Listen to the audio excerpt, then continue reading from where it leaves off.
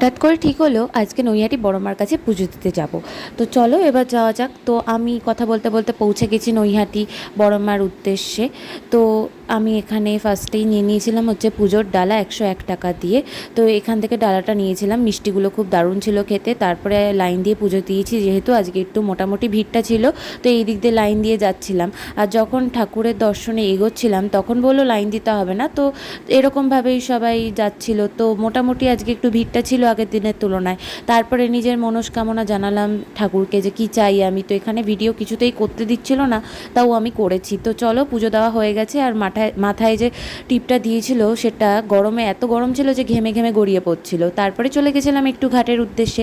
তো এখানে ছিল শিব মন্দির, শিব ঠাকুরকেও প্রণাম করে নিলাম। তারপরে চলে গেছিলাম হচ্ছে একটু লস্যি খেতে, কারণ আমি সকালে উপোস করে পুজোটা দিয়েছিলাম।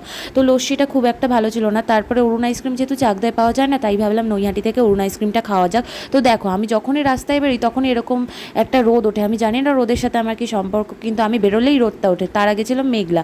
তারপরে উপোসটা যেহেতু করেছিলাম, খুব খিদে পাচ্ছিলো, তাই একটা দোকান থেকে কচুরি খেয়ে নিলাম, যেটা একদমই ভালো ছিল না খেতে, কেমন একটা গা গোলাচ্ছিল আমার খেয়ে। তো অনেক কষ্ট করে তারপরে কচুরিটা খেয়েছি, তাও নষ্ট করেছিলাম দুটো। তো চলো, এই যে বড়মার মন্দির, তোমরা যদি না এসে থাকো তাহলে এখানে অবশ্যই এসো। আমি তো এই নিয়ে দ্বিতীয় নম্বর বার এলাম। তো চলো এবার যাওয়া যাক। তার আগে খেয়ে নিয়েছিলাম লেবু জল। So that's it. ভিডিওটা ভালো লাগলে অবশ্যই লাইক শেয়ার আর সাবস্ক্রাইব করে দিও।